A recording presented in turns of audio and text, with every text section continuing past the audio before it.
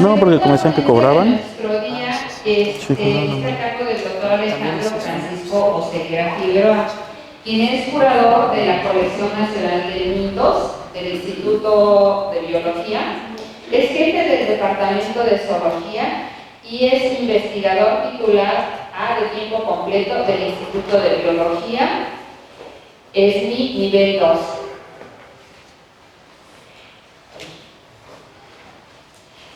El doctor Oseguera es egresado de la Universidad Nacional Autónoma de México. Obtuvo su licenciatura en Biología en julio del 2002. Su maestría en Sistemática la realizó también en la Universidad Nacional Autónoma de México, en el Instituto de Biología, y obtuvo el grado en julio del 2005. Es doctor en Filosofía en Biología por The City University of New York desde mayo del 2011. Tiene dos postdoctorados, uno en la Universidad Nacional Autónoma de México en el Instituto de Biología por la de GAPA de 2011 a 2012 y otra por el CONACYT en la Universidad de Valencia en España de los años 2012 a 2013. Desde el año 2013 a la fecha es investigador del Instituto de Biología de la UNAM. Le damos la bienvenida al doctor y le agradecemos su presencia. Gracias. No, la tengo que poner. A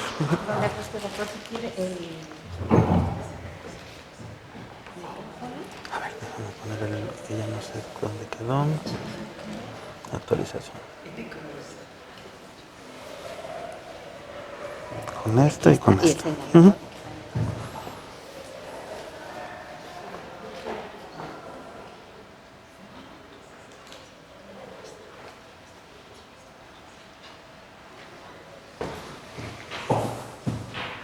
Bueno, muchas gracias por estar aquí. Qué bueno que a pesar del frío y el tráfico y todo lo que cuesta de trabajo llegar aquí, están aquí escuchando lo que tenemos que contarles.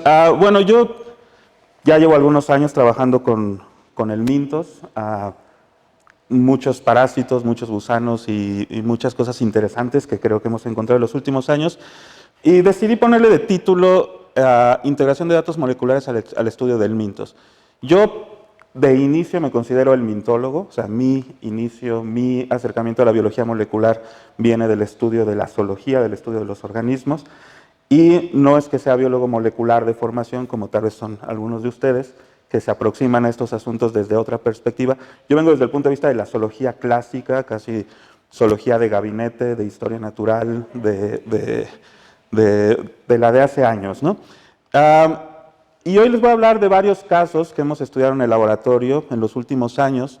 Vamos a empezar hablando de taxonomía, que es, digamos, mi especialidad, y hablar un poco de los códigos de barras de la vida. Seguramente han escuchado acerca de estos términos. Después algo de diversidad molecular, es mucha o es poca, o como decimos coloquialmente, qué tanto es tantito. ¿Qué hacemos los taxónomos cuando tratamos de reconocer nuestras especies a la hora que integramos datos moleculares, ¿no? ¿Cómo evaluamos esa diversidad? Y voy a hablar de dos casos interesantes. Uno es de un grupo de parásitos que se llama Paragonimus y otro Pseudodicotilófora. Ya hablaré un poco más de ello. Después hablaremos un poco acerca de algo que le llaman iDNA, que es DNA ingerido, es lo que han comido las sanguijuelas, que son los animales que yo más estudio, que se puede hacer con la sangre que está adentro de las sanguijuelas, que también se puede hacer con la sangre que hay dentro de mosquitos y de muchos otros animales que se alimentan de sangre. Después vamos a hablar un poco de bacterias. Ahora está en boga estudiar bacterias, ¿no? Se han generado muchísimos datos acerca de estos organismos y prácticamente se ha vuelto una línea de investigación súper potente en muchas partes del mundo, y nosotros tenemos también algo de trabajo de bacterias. Después, de una forma un poco sorprendente, ligamos a las bacterias con los mitogenomas y con algunos hallazgos que hemos tenido en duplicaciones génicas en genomas mitocondriales de algunas sanguijuelas. Y al final vamos a hablar de transcriptomas de las glándulas salivales de sanguijuelas. Entonces ya se estarán dando cuenta que yo lo que más estudio son sanguijuelas, y pues sí, básicamente es el grupo con el que yo me meto más, ¿no? Entonces, bueno, vamos a empezar hablando un poco de los helmintos. Y la definición del minto, el término helminto es bastante antiguo. y hace referencia a un grupo de organismos que son gusanos y parásitos. Entonces ya se darán cuenta ustedes que bajo esta definición tan amplia pueden entrar muchísimos organismos, ¿no? Digamos, tiene forma de gusano, ese es un poco ambiguo, ¿no? ¿Qué es gusano, qué no es gusano? Y parásito no está lejos de eso, ¿no? También no es muy claro a veces si un organismo es parásito o no. Hay un montón de organismos que viven asociados a otros y no es fácil saber si están causando daño a su hospedero. Entonces, los dos términos son un poco complejos. Y el minto, pues, es un gusano parásito. Entonces, ya se podrán imaginar que esta forma de vida aparece muchas veces en la filogenia, ¿no? Al menos, la definición más estricta del minto considera a las sanguijuelas, que se alimentan de sangre, a un grupo de platelmintos que incluye a los cestos, monogenios y digenios. Estos son los gusanos planos. Aquí está Taenia solium y algunos parásitos que seguramente ustedes conocen. Los acantocéfalos y los nemátodos. Entonces, todos ellos tienen grupos hermanos que son de vida libre. Y por eso decimos que estos organismos adquirieron la forma parasitaria independientemente en la filogenia. Y es muy probable que también la forma de gusano la adquirieron independientemente. En un estudio más o menos reciente, Armand Kuris, que es un parasitólogo bastante renombrado, y una estudiante suya, analizaron y encontraron que fue 223 veces en 15 filas distintas, ¿no? Muchos de ellos tienen forma de gusanos, no todos, ¿no? Entonces, en un sentido muy amplio, nosotros podríamos relajar el término del minto e incluir ahí a muchísimos grupos que no están incluidos en la definición más estricta, ¿no? Entonces, esto nos abre una ventana de organismos que podemos estudiar amplísima, lo cual es súper interesante, ¿no? Y nos da muchísimo trabajo. Entonces, bueno, dense cuenta que la forma de vida parasitaria aparece muchas veces. Obviamente lleva un montón de cambios morfológicos, fisiológicos, conductuales, que son muy interesantes de estudiar. Y bueno, les comentaba un poco que biográficamente, pues yo empecé a estudiar sanguijuelas cuando empecé la maestría aquí en el Instituto de Biología, y empecé con el estudio de los organismos, ¿no? Salíamos al campo, los colectábamos, los fijábamos y veíamos sus características morfológicas internas y externas, y pues muy interesante, describimos algunas especies, y está todo muy bien, estábamos muy a gusto haciendo nuestro trabajo de todos los días, pero no era muy nuevo, pero más o menos en esos años, en el 2003, 2004, empezó a ponerse de moda, digamos, algo que llamaron DNA barcoding, ¿no? DNA, código de barras genético, como decimos en español. Y en particular fue muy importante este artículo en el que varios investigadores, incluido Daniel Jansen, que es uno de los ecólogos tropicales más importantes del mundo, un tipo verdaderamente relevante, y varias otras personas, encontraron lo siguiente. Había en Costa Rica una especie de mariposa, que es esta, que tenía un nombre científico, se consideraba que era una especie. Y se daban cuenta que, por alguna razón, las larvas de esta especie tenían una alta variabilidad morfológica, ¿no? Tenían distintos colores, tamaños, se alimentaban de plantas distintas. Sin embargo, se pensaba que todas estas eran las larvas de esta especie de mariposa. Entonces estaban bien las cosas. Pues resulta que investigaron esto a nivel genético, en particular prestaron atención a un fragmento corto de unos 650 pares de bases de la mitocondria que se llama citocromoseoxidasa, y se dieron cuenta que en realidad eran 10 especies distintas. La diversidad genética era tan amplia que podían decir, no es posible que esto sea una especie. Lo que tenemos dentro de esta especie de mariposa en realidad son 10 formas, y cada una corresponde con la morfología de las larvas, aunque de adultos parezcan muy similares, ¿no? Entonces esto fue como un hallazgo verdaderamente increíble, porque lo que los taxónomos pensaban que era una especie, cuando se evalúa la diversidad molecular, se dieron cuenta que eran 10. ¿No? Entonces de ahí el título del artículo, 10 Species in One, y esto pues evidentemente movió muchísimas cosas en el mundo, ¿no? Este es Daniel Jansen, cuando vino aquí a México, dio una conferencia en el Museo Universum, donde está hablando de estos hallazgos interesantes, ¿no? Y bueno, esto fue un boom, le movió las neuronas a muchas personas, incluidas a mí, ¿no? Dije, bueno, es que en verdad, si queremos hacer las cosas, tenemos que empezar a meter datos moleculares. ¿Qué tal que lo que yo considero que es una especie, en realidad son 10 Entonces, hay que hacer las cosas con mucho más cuidado y vamos a tratar de incorporar datos moleculares a nuestros estudios, ¿no? Y efectivamente, esto del código de barras se volvió tremendamente popular. Gobiernos alrededor del mundo, China, Canadá, Australia, México, empezaron a desarrollar proyectos gigantescos para hacer los códigos de barras de cada una de las especies, ¿no? Entonces, la idea era contratar a un taxónomo o contactar a los taxónomos. Ellos dan las especies que ellos tienen bien identificadas y se generan estos marcadores moleculares para cada uno de ellos, ¿no? Entonces tienes un nombre de especie asociado a una secuencia de DNA.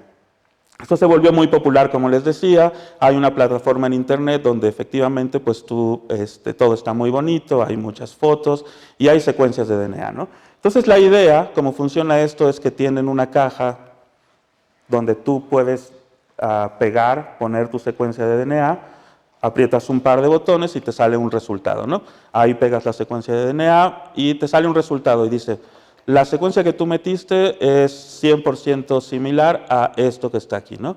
Y es la familia Hemopide, el género Hemopis y la especie, no alcanzo a leer, Marmorata me parece. Entonces, wow, es una súper idea. Es relativamente caro secuenciar una secuencia de DNA del gen mitocondrial, pero los precios van bajando, entonces la idea es que en algunos años podamos tener estas secuencias, las ponemos en este programa, apretamos Enter y tenemos un resultado, ¿no? Y decimos, se parece 100% a esto, entonces asumimos que es esta especie, ¿vale? Y además te pone un arbolito donde aquí está la secuencia que yo acabo de pegar, se pega acá y entonces ¡prum! Ya tienes todo en 2 segundos, ¿no? Entonces ya tienes una filogenia, ya tienes una identificación taxonómica y ya está, súper fácil, ¿no?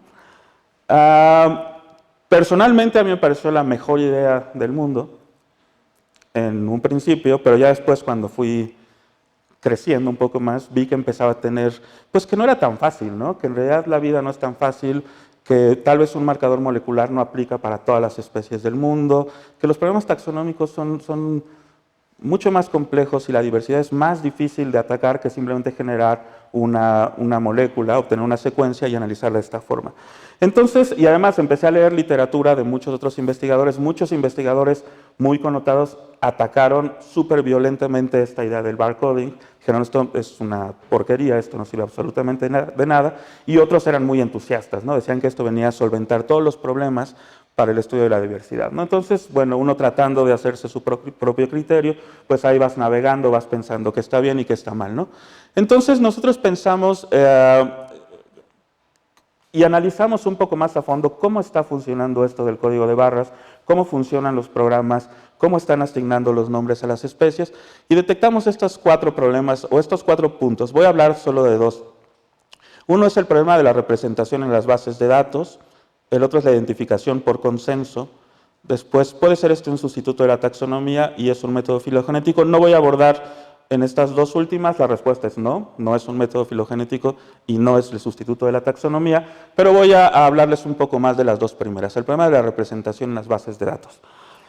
Obviamente ustedes sabrán que la diversidad biológica no está conocida de forma homogénea, ¿no? Se piensa que hay más de 20 millones de especies en la Tierra.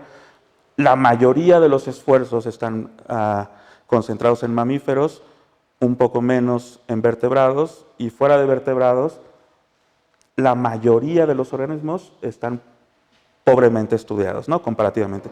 Obviamente hay ejemplos que no están, o sea, que no corresponden con esto. Drosophila melanogaster está súper bien estudiada, Rhabditis elegans, algunos cuantos modelos de invertebrados, pero en general lo que conocemos de invertebrados es prácticamente nada. Y la mayoría de los taxónomos, la mayoría de los biólogos se entusiasman por los vertebrados, ¿no? Y los invertebrados quedan, digamos, como bastante poco explorados. Esto es claro en todos los lugares donde ustedes vayan a estudiar y es claro en nuestras bases de datos, ¿no? Si ustedes se meten en GenBank, si se meten en esta plataforma del código de barras, la representación de invertebrados es muy pobre en comparación con la de vertebrados y eso obviamente tiene repercusiones en la identificación que nosotros queremos hacer. Si lo que nosotros buscamos, la especie que nosotros buscamos no está en las bases de datos, es muy probable que tengamos una mala identificación, ¿sí? Si lo que nosotros queremos identificar ya está en las bases de datos, pues es muy probable que la identificación sea perfecta. Si yo saco el citocromo C oxidasa de un humano y la meto a la base de datos, seguramente me va a decir es Homo sapiens con un 100% de similitud y no hay problema de que es Homo sapiens. Pero si yo agarro un invertebrado que está en el fondo de la raíz, en la selva lacandona, la que nunca un taxónomo ha colectado, saco el citocromo y la meto al programa, podemos tener algunos problemas, ¿no?, que les voy a describir. Ahorita, nosotros hace algunos años, en el 2007 por ahí, recibimos una sanguijuela de un colega médico que se llama Renzo Arauco, que él colectó en Perú. Él estaba haciendo como servicio social en Perú y llegó un niño y el niño tenía una sanguijuela en la nariz, ¿no?, adentro. No les voy a mostrar fotos porque se escandalizan mucho. Y nos mandó esta sanguijuela. Originalmente pensó que era Hirudo medicinalis. Hirudo medicinalis es la sanguijuela medicinal europea que se ha utilizado por años en medicina, y le puso en etiqueta Hirudo medicinalis y nos la mandó. Pues ya tuve la oportunidad de revisar esos ejemplares y de entrada vi caracteres morfológicos completamente distintos a los que conocíamos para sanguijuelas, ¿no? Yo estaba súper sorprendido de lo distinta que era esta sanguijuela de todo lo que nosotros conocíamos. Y bueno, no les voy a describir todos los caracteres morfológicos distintos, solo que era muy distinta a todas las demás, ¿no? Y obviamente pues sacamos el citocromo C oxidasa porque este nos va a resolver todos los problemas taxonómicos, ¿no? Y efectivamente lo metimos a la plataforma esta y sale que es 85% similar a Macroptela dietetra, 84% similar a Oxypticus brasilensis y 83% similar a Hemopis seca. ¿Qué hacemos con estos porcentajes? O sea, ¿nos sirve esto? Nos sirve decir, esta especie, pues el 85% es dietetra. No, eso no es taxonomía, eso es mala taxonomía. Así no funciona esto, ¿no? Tengo este ejemplar, yo quiero saber qué es por esto y por este argumento. Pues resulta que estas tres especies, cuando nosotros las vemos en la filogenia, pertenecen a familias distintas, ¿no? Entonces, ni siquiera podemos asignar nuestra especie a una familia taxonómica, ¿cierto? Entonces ese es un problema. Y resulta que en este caso particular, como la especie que nosotros estamos estudiando no estaba representada en las bases de datos, pues la identificación te llega a decir, pues es una sanguijuela, ¿no? Y eso nosotros lo podíamos saber con un libro de zoología básico, ¿no? No teníamos que hacer ningún tipo de análisis muy complejo, pues es una sanguijuela. ¿Y eso de qué nos sirve? Pues a saber, ¿no? Entonces, esto creo que muestra muy claramente que es muy importante que estas herramientas, como el código de barras, tengan una buena representación en las bases de datos.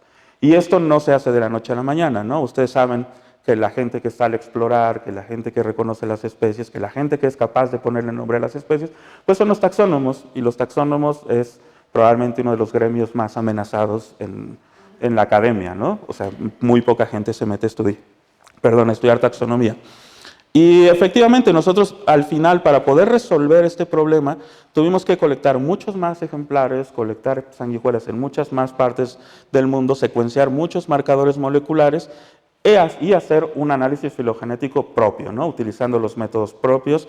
Tuvimos que redefinir una familia completa, describimos una especie y ya quedaron nuestras secuencias en GenBank y en las plataformas de código de barras. Entonces, ahora sí, si alguien colecta una, pues ya sabe qué especie es sin ningún problema, ¿no? Ahora, ¿qué tan frecuente es este problema? Hace unos años, mi alumna Nayeli, que estaba haciendo la maestría conmigo, colectó unos organismos, unas planarias, que viven dentro de erizos de mar, en Veracruz y en Oaxaca. Pues ella sacó el citocromo C oxidasa de esta especie y lo metió a estas plataformas de internet para identificar y salía que era DNA de avispa. Platermintos y avispas no son muy cercanos, ¿no? Entonces lo primero que pensamos fue que se había contaminado, porque resulta que en el laboratorio de biología molecular los que trabajan al lado de mí es el doctor Alejandro Saldívar, que estudia avispas. Entonces ahí pensamos que había sido una contaminación, pero resulta que no es una contaminación. Lo que pasa es que este grupo de organismos está tan poco representado en las bases de datos que el programa siempre te va a dar un resultado. Y por puro azar, estas secuencias que nosotros sacamos se parecían a las de avispas, claro, con un 70% de similitud, y decía, esto es avispa. pues imagínense a qué nivel pueden pueden estar equivocando estos sistemas. Entonces, miren, no es tan mal, hay que seguir usándolos, pero hay que tener mucha precaución, ¿no? Entonces, este es un problema muy serio, ¿no? Y para la mayoría de los organismos que a los taxónomos nos gusta descubrir, o sea, lo que presentó ahorita Horacio, las bases de datos son muy pobres. Entonces, no podemos confiar tanto en estas cosas, ¿no? Ahora, el otro punto es identificación por consenso. Y este es un problema que tiene el código de barras que yo creo que es bastante serio. Y para entenderlo un poco más, se parece mucho a este programa de televisión horrible que se llama 100 mexicanos dijeron. Que preguntan algo a 100 personas y pareciera ser, o la gente podría asumir que la respuesta que da la mayoría es la correcta. Esa es una lógica un poco perversa, ¿no? Pero bueno, pues resulta que así funciona el código de barras. Aunque no lo crean, así funciona. Entonces, por ejemplo, si 3 personas agarran un animal y lo identifican, según ellos, como tal especie, sacan el citocromo C oxidasa, lo suben a la plataforma y esas secuencias de DNA tienen menos de 3% de divergencia, y 3 personas independientes en el mundo le pusieron ese nombre, el código de barras dice que ese es un nombre válido. Entonces, 3 personas pueden decir, este gusano es Macracanthorhynchus ingens. Si esas secuencias que ellos subieron tienen 3% de divergencia, entonces el programa considera que esa es una secuencia validada. Esto, obviamente, es problemático, porque no sabemos quiénes son estas personas, no sabemos qué ejemplares utilizaron, no sabemos qué colecciones biológicas utilizaron, no sabemos si su identificación es autorizada, ¿no? Si ellos tienen el conocimiento para hacer una identificación. Yo puedo identificar sanguijuelas, creo que bastante bien, ¿no? Pero yo no me voy a poner a identificar peces, ni arañas, ni otras cosas. Yo puedo decir, es tal especie, ¿no? Veo una viuda negra y digo, es Lactrodectus magdanus, ¿no? Porque me sé el nombre. Pero en realidad, si quieres llegar al nombre correcto y un estudio correcto, tienes que buscar al experto, ¿no? Y hay pocos expertos. Entonces, esto es lo que pasa. Entonces, ¿cuál es el problema? Resulta que si los taxónomos que conocen del grupo, que saben dónde se colectó la especie, si saben todo lo relacionado con la biología, dicen, no, esta no es tal, pues la opinión de estas 3 personas pesa más que la que pueden tener los taxónomos expertos, ¿no? Entonces, digamos, este es un problema inherente de esto, ¿no? Este es un problema que también está presente, por ejemplo, en Naturalista. No sé si se han metido a esta página para identificar especies. Pues es por opinión, ¿no? Y en verdad, en ciencia, ustedes ya lo saben, y en taxonomía, obviamente, pues no es cuestión de opiniones, es cuestión de evidencia, ¿no? Entonces, escribimos nosotros un artículo en el 2010 tratando de proponer una forma en la que esto se puede corregir. Es decir, no es cuestión de opinión, es cuestión de la calidad de la información que tú estás mostrando. Y no me voy a detener mucho en esto, pero, por ejemplo, ustedes saben que nosotros en taxonomía, cuando describimos una especie, designamos a un ejemplar como el holotipo, ¿sí? Entonces, ese ejemplar es muy importante. Entonces, nosotros decimos, para tener perfectamente bien validada una secuencia de DNA, lo ideal sería que esa secuencia fuera obtenida del holotipo. A veces se puede, a veces no se puede. Por ejemplo, muchas especies que fueron descritas por Linneo en 1758, uno, no hay holotipos porque él no designó holotipos, no era necesario, y otro, pues los ejemplares tienen 200, 300 años guardados y es probable que no sea posible sacar DNA de ellos, ¿no? Si fueron fijados en formol, pues ya es imposible. En ese caso, tenemos otro concepto que se llama la localidad tipo. La localidad tipo es el punto geográfico donde fue colectado el ejemplar que nosotros designamos como holotipo. Entonces, una de las estrategias es ir a la localidad tipo, colectar ejemplares que se parezcan a lo que se describió y sacar DNA de ahí. Entonces, hay varias estrategias para tratar de hacer que las secuencias asociadas a los nombres taxonómicos sean más autorizadas, ¿no? Y nosotros pensamos que esta es una de ellas. Y lo hemos aplicado un par de veces. Por ejemplo, lo aplicamos con Hirudo medicinalis, que es la sanguijuela medicinal europea, que es un organismo muy, muy importante por muchos motivos. Fue descrita por Linneo y no hay ejemplar tipo, pues un compañero fue al área donde vivía Linneo, colectó sanguijuelas por donde estaba ahí Dijo, estos son los ejemplares que vamos a utilizar para validar nuestra secuencia de iridomedicinales. Y bueno, aquí está, hicimos un análisis un poco más grande y esa es la respuesta, ¿no? Y ahí hicimos exactamente lo mismo con otra sanguijuela descrita por Linneo, donde teníamos una especie que se describieron como 20 especies alrededor del mundo, después se sinonimizaron con la especie que describió Linneo. O sea, hay una taxonomía muy compleja, no fácil de resolver, pero una de las formas fáciles de resolver es obteniendo secuencias de los organismos que fueron recolectados en las localidades tipo de cada uno, ¿no? Entonces, esto nosotros pensamos que es una forma más autorizada de hacerlo y no el consenso como está planeado en el código de barras, ¿no? Entonces, bueno, no quiero que tomen esto como una crítica así de que es una verdadera porquería, no, no lo es, o sea, hay muchas cosas muy importantes, ¿no? O sea, por ejemplo, en las aduanas, en los controles migratorios, si una persona llega con salmón y dice esto es salmón, pues se le puede sacar un pedazo de tejido, se secuencia y se ve si efectivamente es lo que está ahí. Han habido varios artículos recientemente, creo que uno hace poco del bacalao, que hicieron código de barras en el bacalao y vieron que no era bacalao, que eran cazones y eran otros organismos. Entonces está muy bien para detectar fraudes, ¿no? Nosotros hemos hecho algunas cosas que son muy divertidas, ¿no? Una vez puse a unas alumnas mías a buscar, a colectar carne de taquerías de la Ciudad de México para ver si en verdad estaban hechas de perro. Y no, pues no, o sea, hicimos código de barras y está bien, entonces todo está tranquilo. Lo estamos haciendo ahorita con sushi, porque a veces te venden un sushi muy caro y en realidad puede ser blanco del Nilo, puede ser, es muy fácil que te vean la cara, ¿no? Entonces, este tipo de herramientas es muy útil para hacer este tipo de cosas, ¿no? Ahora vamos a pasar a otros temas que son más, digamos, biológicos y hay algunas cosas que hemos hecho también en el laboratorio. Y voy a platicar acerca de dos grupos de parásitos. Uno es Paragonimus, que es un tremátodo, y voy a hablar de un grupo que se llama Pseudodicotilófora, que es un monogéneo. Y voy a empezar con los monogéneos. Los monogéneos es un grupo de gusanos planos. Casi todas las especies, el 99.9% de las especies son parásitas de branquias, de peces de agua dulce y marinos. Básicamente todas viven ahí. Hay ejemplos raros de monogéneos que parasitan tortugas y hay un ejemplo muy raro de un monogenio que parasita el ojo de los hipopótamos. Entonces son cosas muy raras. La mayoría de las especies son muy, muy pequeñitas, viven en las branquias. Hay un número muy elevado de especies y son muy bonitas, pero son muy difíciles de estudiar. Tienen en la región posterior del cuerpo unos órganos para aferrarse, para agarrarse a las branquias, de donde se alimentan.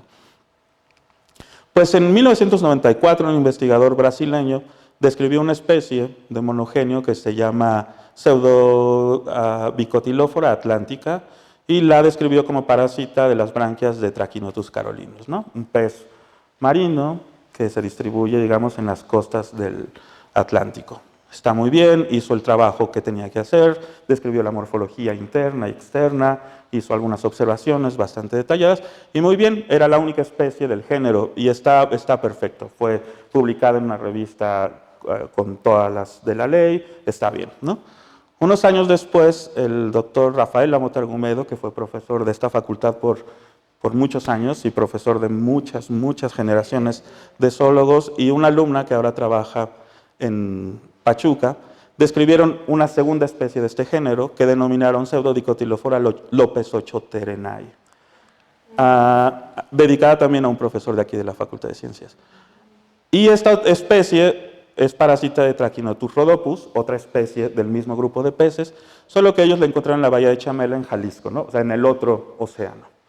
¿Sí? Entonces, para poner las cosas así, tenemos dos especies, una parásita de este pez en el Atlántico, una parásita de este pez en la costa del Pacífico, con características morfológicas distintas, ¿no? Que permitieron la diferenciación morfológica clara, parasitan especies distintas y viven en áreas distintas, ¿no? Entonces son tres elementos muy importantes, ¿no? Morfologías, hospederos y distribuciones geográficas distintas. Entonces nosotros quisimos hacer un estudio muy sencillo de decir, bueno, es un género que tiene dos especies, vamos a ver qué pasa con la biología molecular. Entonces nos aproximamos al grupo, vimos cuáles son los marcadores moleculares que más se utilizan para estudiar la diversidad dentro de este grupo y resulta que es el 28S, que es un gen nuclear. Pues resulta que hicimos una filogenia, analicemos la diversidad y sorprendentemente es exactamente el mismo 28S de estas dos especies, ¿no? Y entonces esto es como, bueno, esto no tiene ningún sentido, ¿no? Son bichos que han vivido separados desde que se levantó el Istmo de Panamá. Esto tiene 5, 10 millones de años. Parasitan especies distintas y tienen exactamente el mismo 28S, ¿no? Entonces ahí obviamente uno dice, ¿qué está pasando aquí? ¿Es la misma especie? O sea, si nosotros creemos ciegamente los datos moleculares, diríamos, es la misma especie. Está distribuida en regiones muy distantes, parasita peces distintas, pero es la misma, ¿no? Bueno, alguien podría decir, tal vez el 28S no es el marcador molecular más adecuado para detectar la variación entre estas dos formas, y secuenciamos también el citocromo C oxidasa. Y resulta que tiene una distancia genética de menos del 2%, lo cual también es bastante poco, ¿no? La gente que cree mucho en el código de barras hablaba del 3% que les dije hace rato, ¿no? Menos del 3% es la misma especie, más del 3% es la misma especie, pensando que se pueden hacer métricas de esta forma para describir toda la diversidad, ¿no? Entonces aquí sí que tenemos un problema, ¿no? Tenemos un problema en el que no hay, los datos que vienen de distintas fuentes no convergen, ¿no? Entonces les voy a hablar un poquito hay un artículo que se llama The Unholy Trinity, que es taxonomía, delimitación de especies y códigos de barras, en donde más o menos los autores proponen un sistema que voy a tratar de explicar un poco.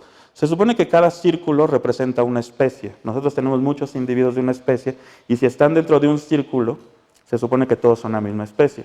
Y nosotros hacemos estudios un poco más detallados, que pueden ser estudios de DNA, de morfología, de reproducción, ecología, distribución geográfica. Cada una de estas evidencias se pone sobre la mesa para que el taxónomo decida si en realidad esto es una especie o son dos especies, ¿sí? Se supone que tendríamos evidencia de una nueva especie, de una especie distinta, de más de una especie, si hay una flecha negra que sale, ¿no? Entonces, por ejemplo, en este primer caso, tenemos evidencia geográfica positiva y morfológica positiva. Entonces, tenemos dos especies, ¿no? Si más o menos me entienden. Entonces, aquí tendríamos dos especies y está bastante bien, ¿no? Que es lo que han hecho los taxónomos de toda la vida, ¿no? Tenemos una especie aquí en la Ciudad de México, vamos a Cuernavaca, que está del otro lado de las montañas, colectamos algo parecido, son lugares distintos, morfologías distintas, pues son especies distintas, ya está, ¿no? En el segundo caso tenemos que la evidencia morfológica sí existe, tenemos poblaciones separadas, son dos cosas que se ven igualitas, que ya las revisamos bajo el microscopio, no hay diferencia morfológica, pero el DNA sí es distinto, ¿sí? Esto es lo que llaman algunas especies crípticas, especies que no puedes distinguir con morfología, pero sí con datos moleculares. Esta tercera son dos cosas, dos conjuntos que viven en la misma zona geográfica, pero son distintas morfológicamente. Cuando hacemos análisis de DNA, vemos que son distintas y proponemos que son especies distintas. Esto, decimos, son especies que viven en simpatría, ¿no? Y el último es donde tenemos dos poblaciones, están separadas geográficamente, pero ni morfológicamente ni con DNA encontramos diferencias, entonces decimos que es una especie ampliamente distribuida, ¿no? Entonces digamos que los taxónomos, la mejor de las prácticas taxonómicas, utiliza evidencia de muchas formas, de muchas fuentes, para decidir qué es una especie o qué no es una especie, ¿sí? Y entonces en este sentido, ¿nosotros qué hacemos? Tenemos evidencia geográfica, tenemos evidencia morfológica, tenemos evidencia ecológica porque están asociadas a especies distintas de peces, pero la biología molecular, al menos los datos, los genes que nosotros estamos usando, no dicen que sean especies distintas.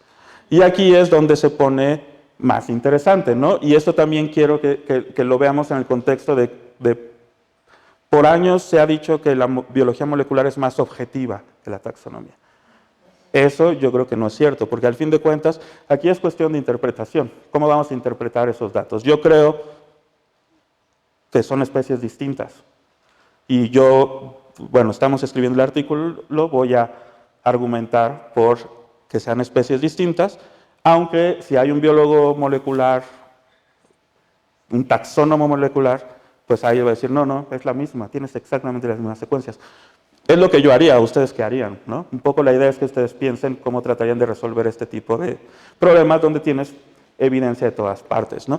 Y la taxonomía, al fin de cuentas, es eso, es buscar evidencia de todas partes, ¿no? No hay ningún taxónomo competente que solo utilice una fuente de información, hay que hacer el trabajo completo, ¿no?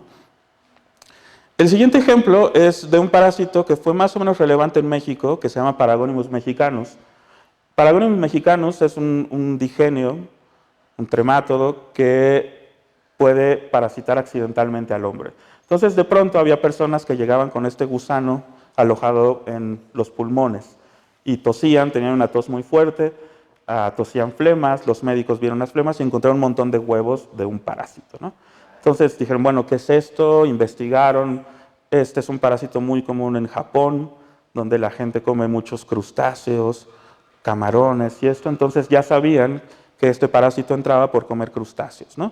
En los crustáceos están las larvas de este parásito, entonces si comemos esos crustáceos crudos, pues nos podemos parasitar, ¿no?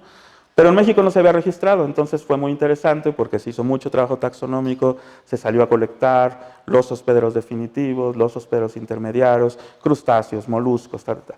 Y al final se encontró que en México había una especie distinta a las japonesas y le pusieron Paragonimus mexicanus y la describieron con ejemplares que venían de Colima. Entonces, un estudiante hace pocos años en su maestría dijo, bueno, yo quiero evaluar la diversidad genética de Paragonimus mexicanus. Vamos a ver qué tanto varía esta forma de la de Chiapas, de la de Veracruz y tal y tal y tal, ¿no? Entonces, bueno, sonaba más o menos interesante. Bueno, ya le salió un poco del ciclo de vida. Los humanos se infectan por comer crustáceos, ¿no? Este parásito tiene fases en el agua, infecta también todos los tremátodos tienen que tener un hospedero intermedio que es molusco, pasan por un molusco, después un crustáceo y así está el ciclo de vida, ¿no? Pues resulta que fue sumamente sorprendente que a la hora de analizar la diversidad genética teníamos niveles altísimos que no teníamos idea que íbamos a encontrar eso, ¿no? Y entonces aquí tenemos exactamente el caso opuesto de hace rato, ¿no? Teníamos los datos morfológicos nos sugerían que solo había una especie ampliamente distribuida, pero los datos moleculares nos decían, ¿sabes qué? Tienes varias cosas. Por ejemplo, aquí están las formas de Colima, aquí están las de Chiapas, aquí están de Ecuador y aquí están de Veracruz. O sea, fíjense cómo las de Chiapas son más cercanas a las de Ecuador y las de Veracruz están por otra parte, ¿no? Entonces, aquí los datos moleculares nos sugerirían que tenemos más de una especie, que no es solo Paragonimus mexicanus, sino que hay varias especies. Ahora, esto tal vez puede sonar trivial, ¿no? Es decir, sí, son 5 especies.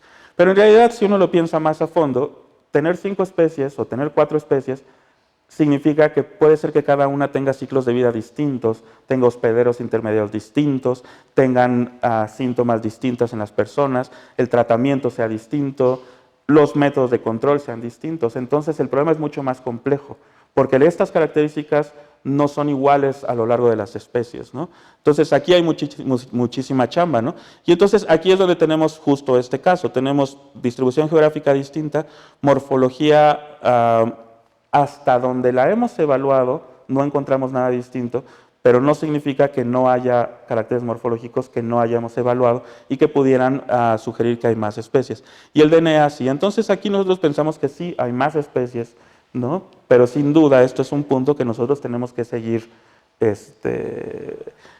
estudiando mucho más a fondo, ¿no? Y bueno, eso está parado y esto es un proyecto que es bastante importante porque al ser parásito de humanos, esto llama la atención de muchos sectores que normalmente no se sienten atraídos hacia los estudios de parasitología de animales silvestres, ¿no? Bueno, hasta ahí vamos con esa parte, ¿no? Ahora vamos a cambiar un poco de tema y es el uso de herramientas moleculares para investigar la dieta de los organismos en general, ¿no? O sea, ya hay recientemente muchos estudios en los que ustedes saben que los tipos de alimentación se hacían abriendo el tracto digestivo y ver todo lo que estaba ahí, ver pedazos de animales y tratar de identificar esta pata es de tal especie. Es muy complicado. Obviamente en estos casos los datos moleculares pueden aportar un montón de información, ¿no? Entonces, hay gente que ha recolectado todo lo que está en el estómago de varios animales, secuencian un montón y dicen, se alimentó de esto, ta. Y está bien, está interesante, ¿no? Hay veces que no es muy claro de qué se alimentan los organismos, ¿no? Por ejemplo, hay una sanguijuela terrestre aquí muy cerca del desierto de los leones, que fue descrita hace un montón de tiempo, unos 60, 70 años, y no se sabe qué come, ¿no? No sabemos si es hematófaga, no sabemos si come lo que sea. Y es difícil encontrarla y tal. Entonces, por ejemplo, si nosotros agarramos una sanguijuela de esas y secuenciamos todo lo que tiene en el estómago, podríamos saber de qué se alimenta, ¿no? Y así lo hemos hecho varias veces, ¿no? A veces se sospecha que se alimentan de algo. Hay sanguijuelas, por ejemplo, que están pegadas a tortugas y uno dice, bueno, se alimentan de la tortuga. Pues resulta que no, se alimentan de otra cosa, ¿no? Entonces, a veces no es tan fácil establecer de qué se alimenta cada cosa. Hace unos años, un compañero, un colega veterinario que se llama Jonathan, me habló y me dijo, oye, acabo de encontrar una sanguijuela en un manatí. ¿Qué le hago? No, pues fíjala. Usa alcohol, tal. Dice, no, pues no tengo alcohol. Y como yo conozco a mi gente, le dije, bueno, agarra un poco del mezcal que tienes ahí y fíjala en el mezcal, ¿no? No pasa nada. Y agarró la sanguijuela, la puso en el mezcal, se puso toda fea, obviamente, y me la mandó. Entonces yo con morfología dije, más o menos sé qué especie es.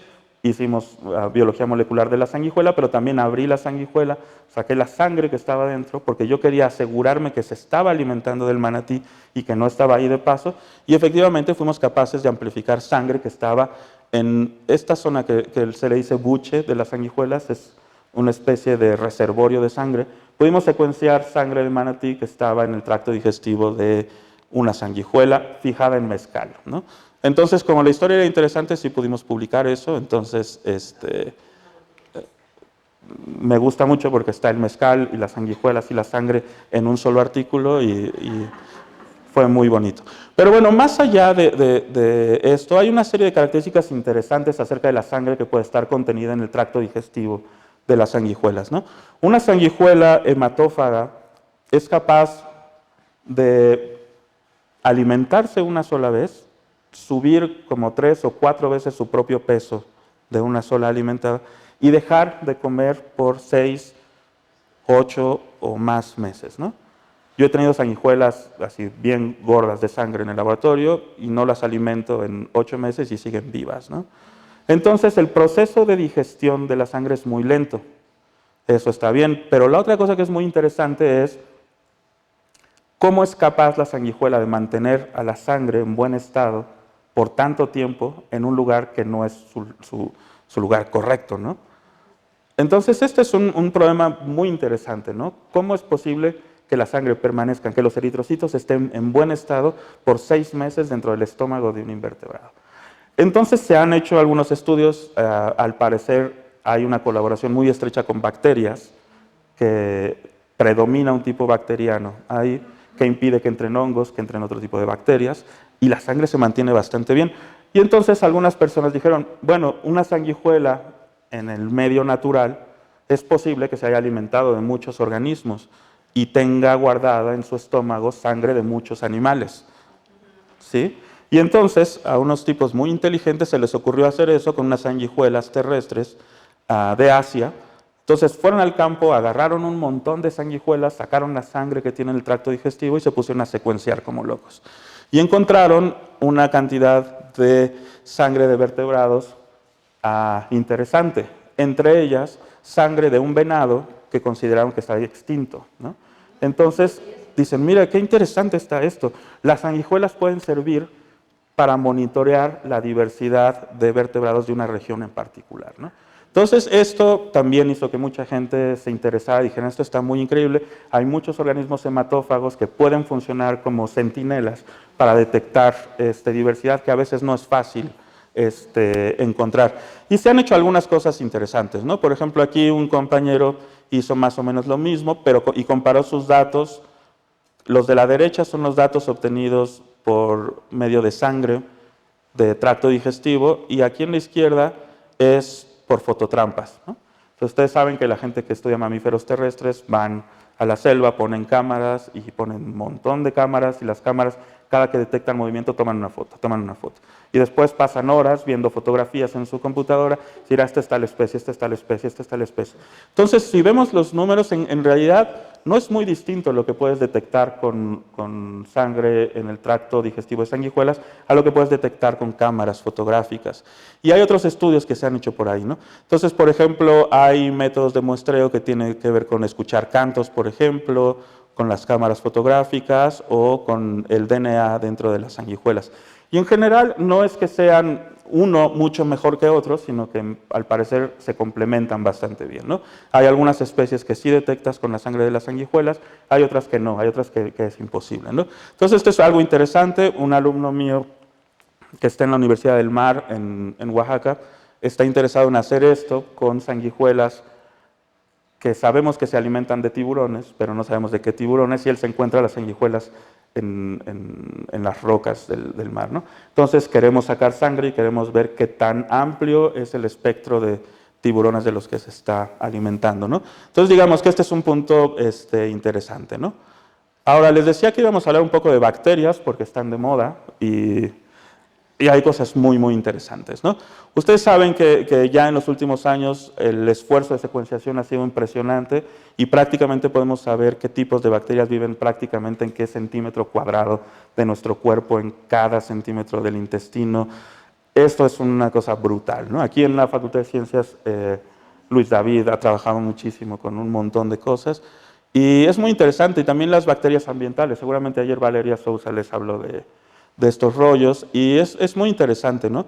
A mí las que me interesan más, obviamente por mi sesgo taxonómico, el mintólogo, pues son las que están asociadas a animales, ¿sí? Entonces este es un estudio de Andrés Moya, con la persona que hice el doctorado, en el que se muestra cómo todos estos grupos de organismos están asociados con distintos grupos bacterianos. Entonces prácticamente todos los animales están asociados con muchos tipos de bacterias, ¿sí?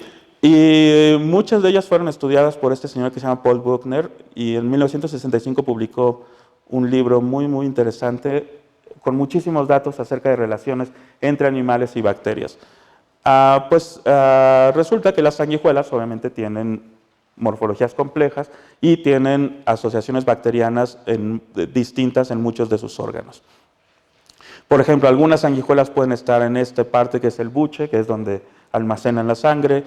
Otras bacterias pueden estar en el intestino, otras bacterias pueden estar en otros órganos, como los nefridios, que son estos órganos excretores. Se han hecho estudios y se ha encontrado una diversidad bacteriana bastante interesante, ¿no? Entonces, digamos que de entrada son interesantes la diversidad bacteriana.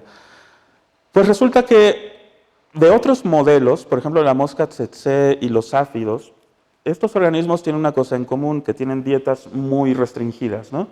Estas moscas solo se alimentan de sangre y estos áfidos solo se alimentan de savia. La sangre es muy pobre en vitamina B y la savia es muy pobre en triptófano, y ambas cosas son muy importantes para el metabolismo de estos organismos. Pues se han dado cuenta que estos organismos se han asociado con bacterias, y esas bacterias son las que proveen de estas vitaminas y aminoácidos esenciales, ¿no? Entonces está muy interesante. Pero la relación es sumamente compleja y sumamente estrecha. Tanto los áfidos como las moscas han desarrollado dentro de su cuerpo unas estructuras que se llaman bacteriomas. Estos bacteriomas son tejido del hospedero, tejido del animal, completamente lleno de bacterias. Y son esas bacterias las que proveen las vitaminas y los aminoácidos esenciales, ¿no? Entonces digamos que dentro de su cuerpo crecen bacterias que les proveen de algo, ¿no?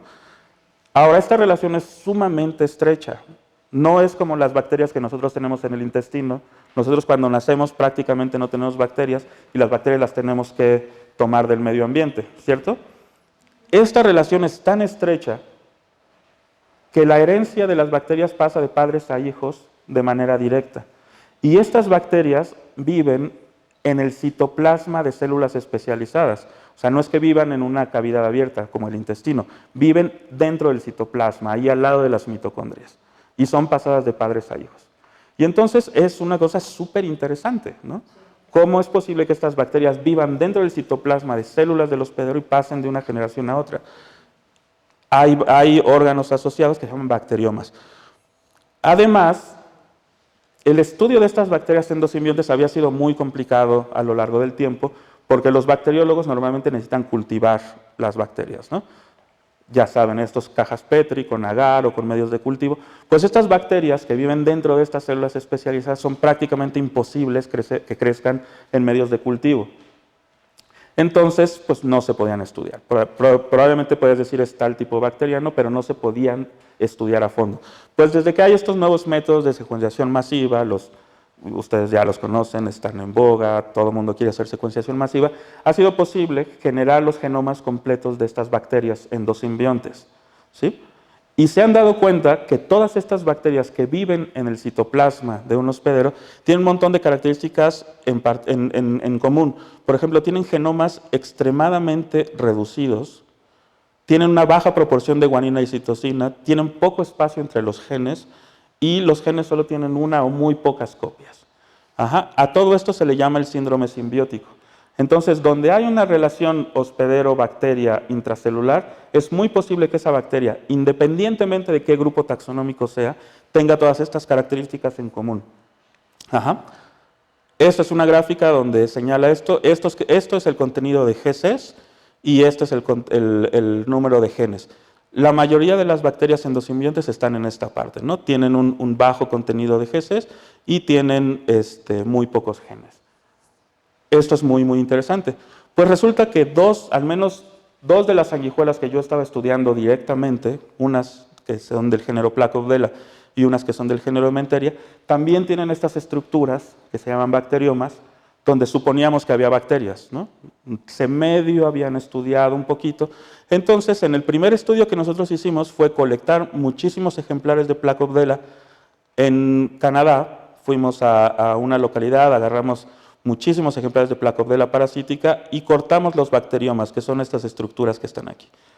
Entonces, fue un trabajo de mucho tiempo, sacamos estos órganos y esos órganos hicimos extracción de DNA total con un kit normal y lo metimos en estos secuenciadores masivos. Este es un 454, este artículo ya tiene unos cuantos años, esta tecnología ya está descontinuada, el 454 ya no existe y pues tuvimos un montón de lecturas de DNA, separamos el DNA de la sanguijuela de la bacteria e hicimos un primer análisis de lo que estaba haciendo esa bacteria. Resultó que esa bacteria era mucho más grande de lo que nosotros esperábamos. Nuestra estimación fue que es de 2.84 megas. Nosotros pensábamos que era menor a un mega, que es lo común en las bacterias endosimbiontes, y encontramos evidencia de transporte de vitamina B y de fijación de nitrógeno, lo cual es un poco interesante. Pero digamos, este primer intento no fue muy exitoso, ¿no? Ya después, en el postdoctorado, yo me fui con el otro grupo de sanguijuelas que tienen bacteriomas, que se llaman ementerias. Estos son los bacteriomas, los extrajimos, igual hicimos secuenciación masiva, estos con unos ejemplares de acá de México. Hicimos algo mezclado entre 454 e Illumina, y obtuvimos prácticamente el genoma completo, ¿no? En 4 contigs, y tenemos que es un genoma de 844 kilobases. O sea, es muy pequeño, muy, muy, muy pequeño, lo cual es consistente con los genomas de endosimbiontes bacterianos. Y lo que es interesante, la proporción de GCs también es poco, 23.93, y tenemos una serie de cosas importantes. La mayoría de los genes que están ahí son los llamados estos housekeeping genes, que son los relacionados con mantener el funcionamiento y la estructura celular básica de la bacteria. Y además tenemos una gran proporción de proteínas relacionadas con el transporte y metabolismo, lo cual es consistente. O sea, es una sanguijuela de una bacteria que tiene un genoma muy pequeño y tiene una alta actividad metabólica. Ahora, cuando nosotros pusimos esta bacteria en la filogenia de las bacterias, pues está aquí, es donde está esta estrellita. Nosotros también obtuvimos de GenBank todos los genomas que hay de bacterias endosimbiontes de organismos hematófagos independientes a la sanguijuela y los pusimos en la filogenia. Entonces está de la garrapata, de la pulga y de la mosca, etc. Todos tienen bacterias endosimbiontes y los pusimos en la filogenia. Entonces claramente lo que queremos mostrar aquí es que son linajes independientes de bacterias, ¿sí? Este es un punto interesante. Ahora, cuando analizamos las características genómicas de la bacteria, nos dimos cuenta que todas esas bacterias compartían un montón de rutas relacionadas con la producción de vitamina B. Y prácticamente no otra cosa, ¿sí? Esto quiere decir que independientemente todos estos linajes bacterianos asociados a organismos hematófagos terminan pareciéndose muchísimo.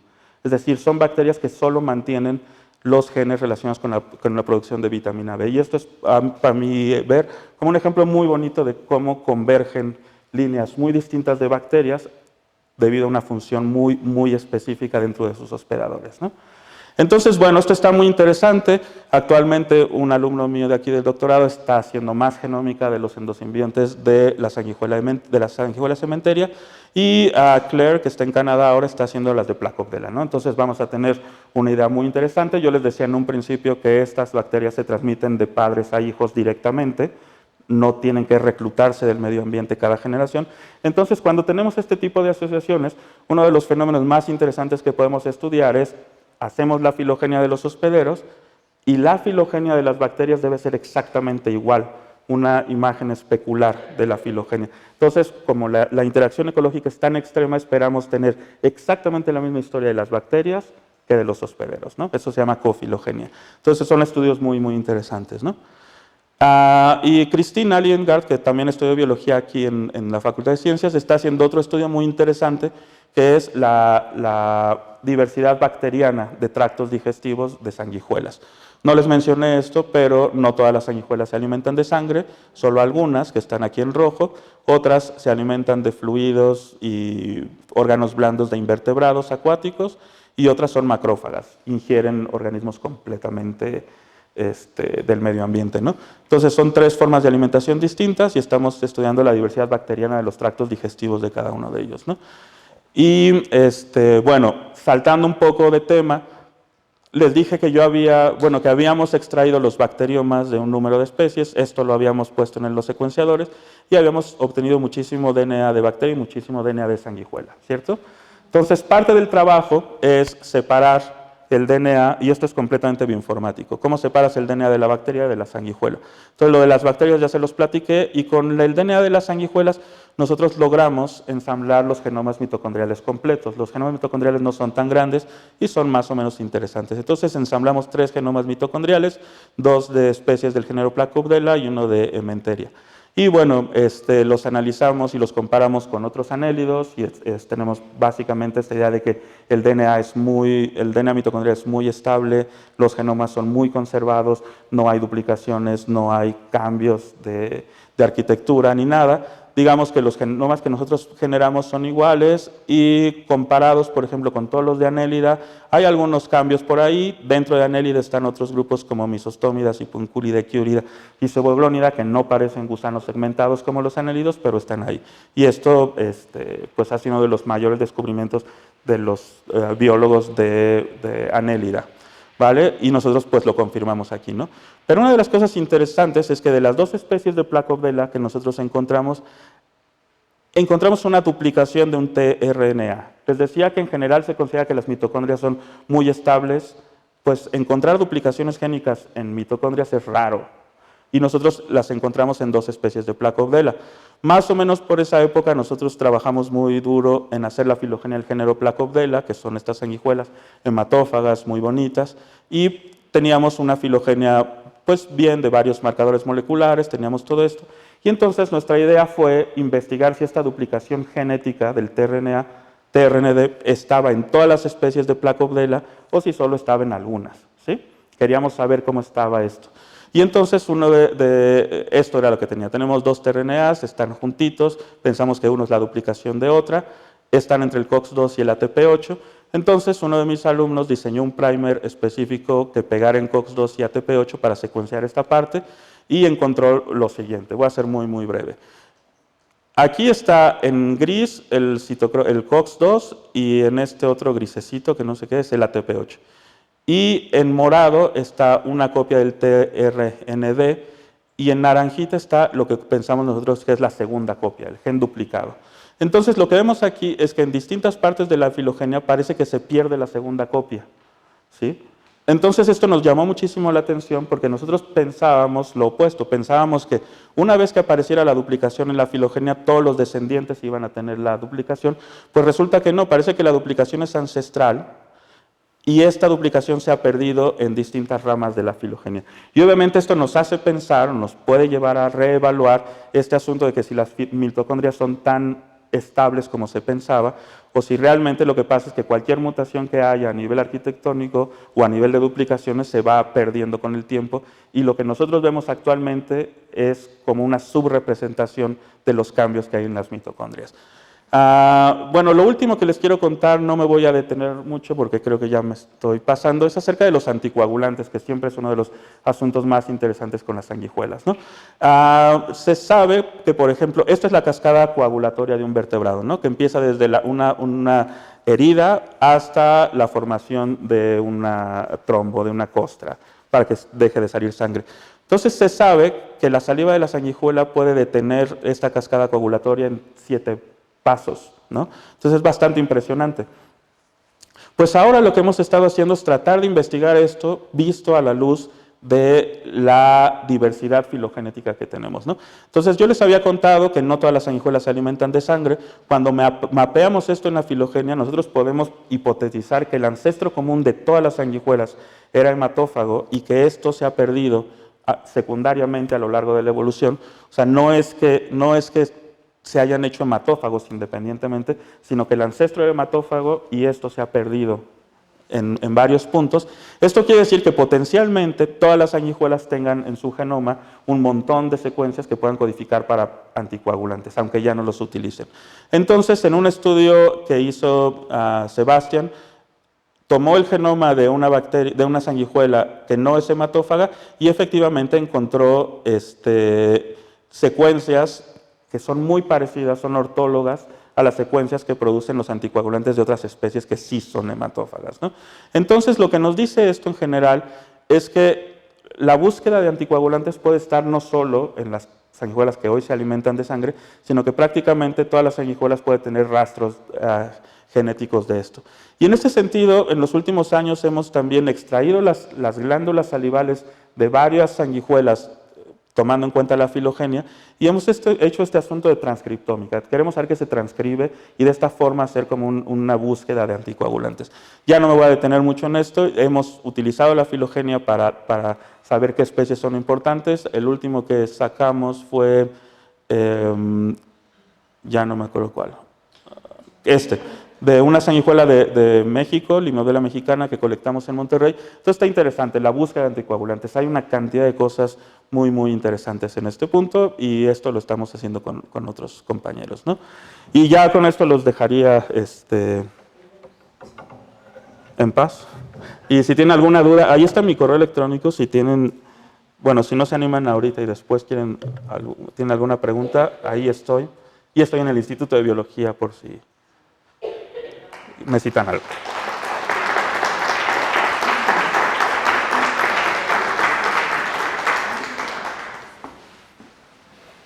Hay tiempo para preguntas. Maestra. ¿Quién financia este lugar donde mandas esta secuencia? ¿Y cuál es el propósito? O sea, ¿cuáles son sus fines? Cuando haces todo lo que llevas y ahí me da específicamente cuál es, Bueno, como les presenté aquí cosas que he hecho desde ya hace un buen rato, las fuentes de financiamiento han cambiado muchísimas, ¿no? Obviamente están el financiamiento de aquí de México, o sea, CONACYT, de aquí de la UNAM PAPIT, pero mientras estuve en el doctorado en Estados Unidos, pues había dinero de National Science Foundation. Cuando estuve en España había otros fondos europeos. Entonces viene de muchas fuentes, ¿no?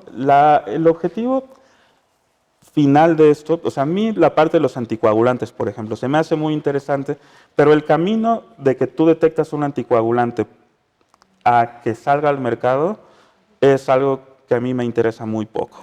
O sea, es extremadamente complicado, muchos experimentos, muchísimo esfuerzo para sacar un anticoagulante que tal vez ni siquiera tienes la garantía de que te vas a volver millonario, ¿no?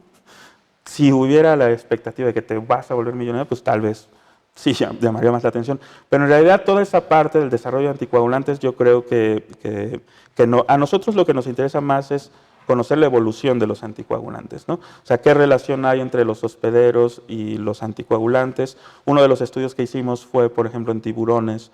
Los tiburones tienen niveles de urea altísimos en la sangre. Entonces, ¿cómo la sanguijuela lidia con esos problemas?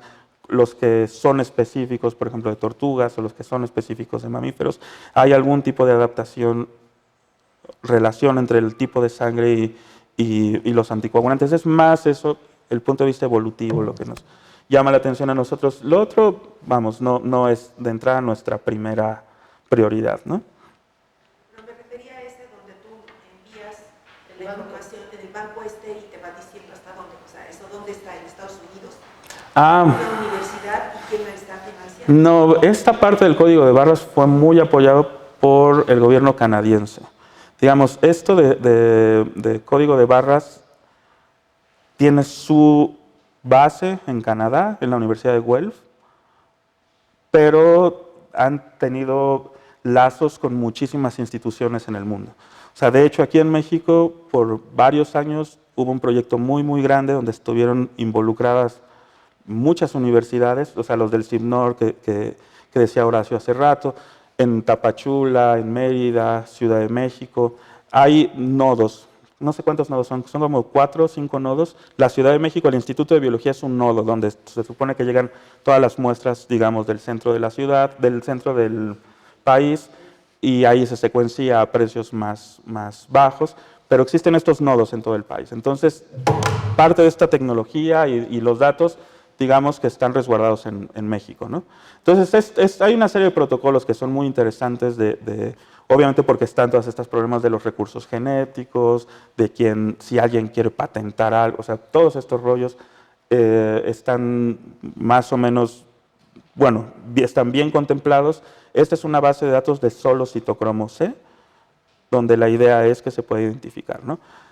Siempre hay la duda de si yo le envío mis muestras de cactus a los canadienses, van a quedarse con todo el genoma y después qué van a hacer. En realidad todo eso está, o sea, hay protocolos, pero bueno, uno siempre tiene que estar vivo con eso, ¿no? Por eso es muy importante que también se haya desarrollado aquí en México, ¿no? Porque al fin de cuentas son recursos que también se quedan en nosotros. Y esto también recibió mucho financiamiento de CONACYT. O sea, hay mucho dinero ahí invertido, ¿no? Sí. Doctora, Me impresiona el hecho de que la sangre se mantenga viva en el hospedero 8 meses. Y entonces, ¿cuál es la vida media? Porque nosotros conocemos, por ejemplo, en el caso de los seres humanos, la vida media del eritrocito es 2 meses, circulante.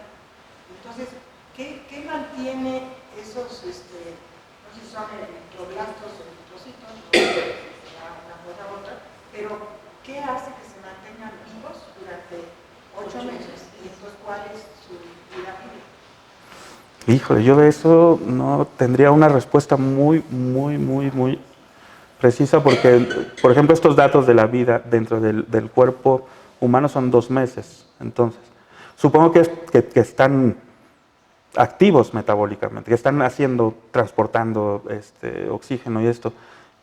En la sanguijuela no están haciendo nada. Puede ser que el hecho de no estar circulante esté relacionado con eso. Pero sí, la verdad es que es bastante impresionante cómo pueden estar 8 meses o más, tal vez, intactos los eritrocitos, ¿no? Y es digamos, desde muchos puntos de vista es interesante, ¿no? O sea, cómo evitan la contaminación, cómo evitan que lleguen los hongos, cómo evitan que lleguen otras bacterias, cómo se mantiene fluida. O sea, entonces tiene que haber una cantidad de proteínas que eviten la coagulación, una cantidad de interacciones que son muy interesantes que no se entienden completamente, ¿no?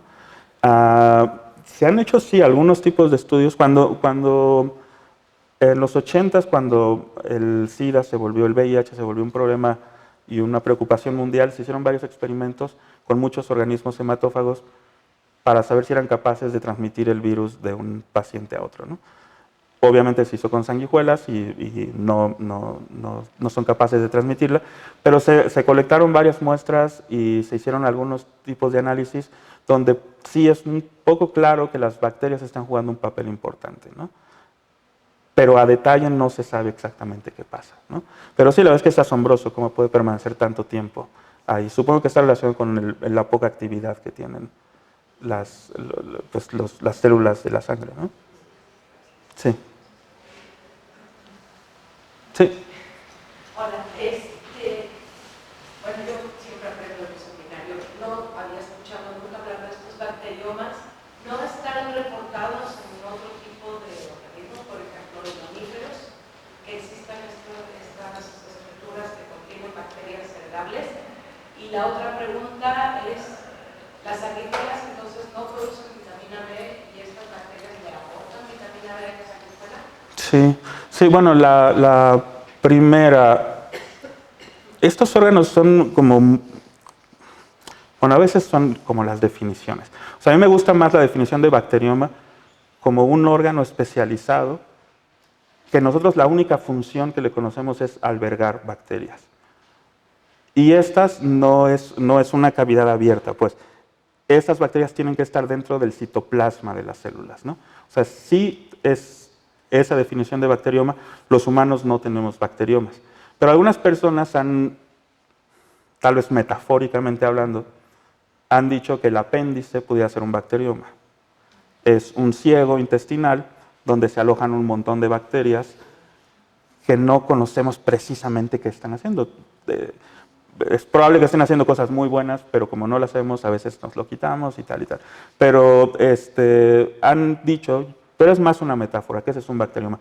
Yo no creo que sea un bacterioma en esa definición, pero sí es un órgano que está repleto de bacterias. Y sí, esas hasta donde sabemos no se heredan en línea directa, ¿no? Las otras sí. Ahora, por ejemplo, en sanguijuelas no sabemos cómo es el mecanismo. En otros modelos, en moscas tsetse y en áfidos, me parece que ya está muy claro cómo pasan las bacterias del citoplasma del bacterioma a los ovarios, y entonces cuando hay fecundación la bacteria ya está ahí. En sanguijuelas no sabemos. No sabemos, y esa es una pregunta fascinante, ¿no? ¿Cómo se pasa eso? No lo sabemos, pero sí sabemos, por ejemplo, que las sanguijuelas, las más pequeñitas ya tienen las bacterias, ¿no? Entonces hay una serie de evidencia que nos indica que son heredados de forma directa, de padres a hijos, pero no sabemos cómo, ¿no? Y la otra era... Ah, sí. Parece que es clarísimo que esta bacteria está proveyendo la vitamina B, ¿no? Y se me hace un caso súper elegante, ¿no? de interacción, ¿no? Sí. Doctor, me quería preguntar, a mí se me hizo muy interesante cuando comentó que las bacterias, las que estaban en el bacterioma, se encontraban dentro del citoplasma celular. Entonces yo quisiera preguntarle, por ejemplo, cuál es la importancia evolutiva de eso y qué relación tiene, o si se puede relacionar con la teoría endosimbiótica, o sea, de una bacteria en el interior de una célula más grande. Sí, no, pues ese también es otro punto que es muy, muy interesante. Cuando yo escuché por primera vez este asunto de que la mitocondria en realidad es una bacteria que se asoció con tal y tal, aquí en las clases de origen de la vida y todo, pues obviamente la explicación es que al asociarse se disparan un montón de cosas, ¿no? Uno es la capacidad de invadir nuevos nichos, capacidades metabólicas mucho más amplias y varias cosas, ¿no? Y yo siempre pensé que era así como un evento único en la vida. Y cuando empecé a estudiar esto dije, bueno, es que tal vez esto de las endosimbiosis es mucho más común de lo que pensamos, ¿no? Y efectivamente es mucho más común de lo que pensamos, y probablemente pensamos muy poco todavía. Probablemente con el tiempo vamos a darnos cuenta que hay muchísimos más casos de endosimbiosis de los que conocemos actualmente. Ahora, lo de la importancia, yo todavía no tengo una idea muy clara de qué es lo que está pasando en las sanguijuelas, porque no todas las que se alimentan de sangre tienen bacteriomas. Por ejemplo, Irudo medicinalis y muchas otras que se alimentan de sangre no tienen estas estructuras. Ahí me hace pensar, y hay datos por ahí, que estas tienen dietas un poco más amplias, ¿no? Que a veces comen animales completos, invertebrados, o pedazos de carne de animales que están muertos. Pero estas que sí tienen bacteriomas solamente se alimentan de sangre. Entonces hay un asunto ahí de especificidad muy marcado. Placobdela y Eumenteria no se pueden alimentar de otra cosa. Su boca es un estilete, un popote que insertan en el tejido. Entonces ellos no tienen cómo masticar, no tienen cómo ingerir piezas completas, es solamente sangre. Entonces, es la eterna pregunta, ¿qué fue primero? Digamos, la capacidad de alimentarse de sangre y después se asociaron con las bacterias y la boca en forma de estilete vino después, o estas eran sanguijuelas que se alimentaban de otra cosa, se asociaron con bacterias y esa asociación fue lo que les permitió alimentarse de sangre. Digamos que ahí no tengo mucha claridad de cómo está, estamos intentando por varias rutas tratar de resolver eso, pero sin duda es una cuestión muy interesante. Una idea muy padre es que asociarte con bacterias te permite acceder a un nicho que antes no podías, ¿no? Y parece que hay casos así en la naturaleza, ¿no? Muchos casos de asociación con bacteria y ahora puedes digerir, yo qué sé, celulosa o puedes procesar tales compuestos químicos. Entonces eso podría ser, ¿no? Asociarse con bacterias te permite especializarte solamente en sangre, ¿no? Sí. Juan, de estos trabajos que decías de la diferenciación entre sanguijuelas que molecularmente eran distintas pero morfológicamente eran iguales, ¿se hacía solo con citocromo B y 18S? Y si sí, ¿qué tan posible o qué tan viable sería la idea de usar el genoma mitocondrial completo para poder resolver, digamos, esa... Ahí, o sea, en general lo que yo quiero transmitir es que no hay respuestas sencillas, ¿no? O sea, por ejemplo, los proponentes del código de barras en verdad decían, listo, sacas citocromo de todo, si es menos de 3% es una especie, si es más del 3 son 2 especies y punto. O sea, es una métrica que aplica para todo. Yo creo que eso es interesante, pero es muy ingenuo, ¿no? Realmente es mucho más complejo y creo que hemos encontrado muchos casos de especies que tienen una diversidad genética amplísima y, por ejemplo, es en medusas, me parece que especies hasta de familias distintas tienen exactamente el mismo citocromo. Entonces no es posible encontrar un marcador para toda la diversidad y mucho menos es posible dar un porcentaje de similitud que te diga esto es una especie o tal. Mucho, yo creo que al final de cuentas depende del criterio del taxónomo, porque para todo, pues hay quien dice aquí hay 300 especies y otro dice aquí hay una, ¿no? No hay un marcador mágico. Yo creo que, por ejemplo, secuenciar la mitocondria completa yo creo que no ayuda mucho. La mitocondria en general, o sea, se maneja como una unidad, no te va a dar información distinta, ¿no? Tienes algunos genes con tasas de mutación un poco más altas, otras mucho más conservadas, pero en general no te van a decir, no te va a resolver el problema tener la mitocondria completa. Puede ser interesante tener la mitocondria completa porque puedes detectar estos casos de reacomodo de genes y a veces ese reacomodo de genes sí te puede decir que tales organismos están relacionados. Podría ser lo que dicen una sinapomorfía molecular, una sinapomorfía estructural, de arquitectura molecular, que son muy interesantes también, ¿no? Pero, por ejemplo, en el caso particular, resolver si dos individuos son de la misma especie, no creo que la aproximación correcta sea secuenciar toda la mitocondria, si ya tienes el citocromo. Tal vez lo más interesante sería buscar genes nucleares o buscar evidencia de otras partes, ¿no? Lo que decía, conducta, morfología, distribución geográfica o cualquier otra fuente de información, ¿no? Sí.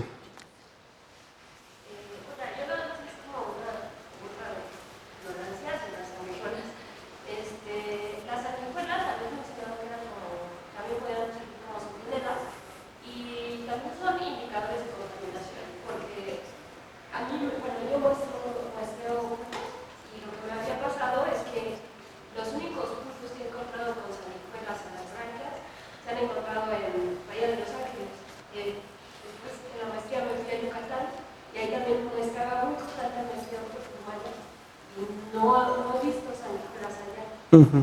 Y es decir, que licenciatura me vaya a Magdalena y ahí los grupos tampoco llegué a percibir, tal vez porque no era mi objetivo, pero no sé, ¿son indicadores de contaminación?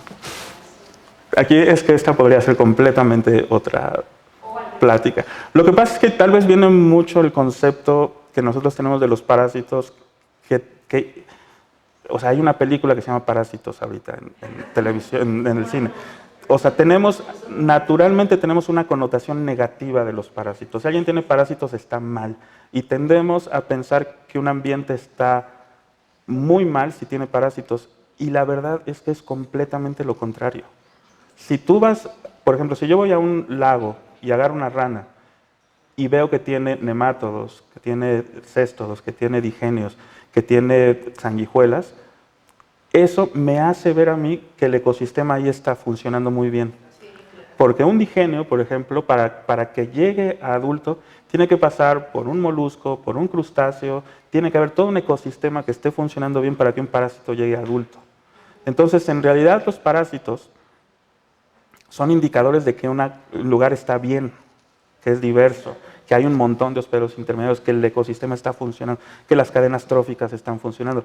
Si tú llegas a un lugar y no hay parásitos, preocúpate, ¿no? Eso sí es preocupante. Entonces hay muchos lugares donde ya no hay parásitos. Entonces, en ese sentido, los parásitos pueden ser indicadores de que algo no está jalando bien en un ecosistema. Lo que pasa es que sí a veces hay unos parásitos que en situaciones muy particulares pueden llegar a tener poblaciones inmensas. Entonces, una superpoblación de una especie de parásito sí te puede estar diciendo que algo también no está funcionando correctamente. Pero entonces no hay respuestas sencillas, y además no todas las sanguijuelas funcionan igual. Hay unas sanguijuelas que yo cuando detecto que hay estas sanguijuelas, yo sé que es un lugar que está muy bien, no está contaminado. Esta es una especie de Menteria, por ejemplo, estas hematófagas. Estas sanguijuelas hematófagas yo las colecto metiendo mis piernas en el agua. Entonces me espero a que se peguen y ya que se pegan me las quito. Y yo lo hago porque sé que el agua está buena porque está esa sanguijuela. Hay otros lugares donde no hay esa sanguijuela y yo ni loco metía mis pies ahí porque está súper contaminado. Entonces depende de la especie y también muchas veces depende de la proporción. Estas sanguijuelas de pulpo que tú dices, a mí me da gusto que tengan, ¿no? En realidad. Coinciden, porque yo creo que Bahía de los Ángeles es uno de los lugares que sigue bastante Conservado. Pues fíjate. Sí. ¿No más? Pues Gracias. si no hay más preguntas, le agradecemos al doctor Oseguera. Muchas gracias. Gracias por asistir. No, Una no. plática muy enriquecedora, muy bonita. Muchas Muchas gracias. gracias. Muchas gracias por la Esperamos invitación. contar con su Claro que presencia sí. en futuros seminarios. Ok, Muchísimas con todo gracias. gusto.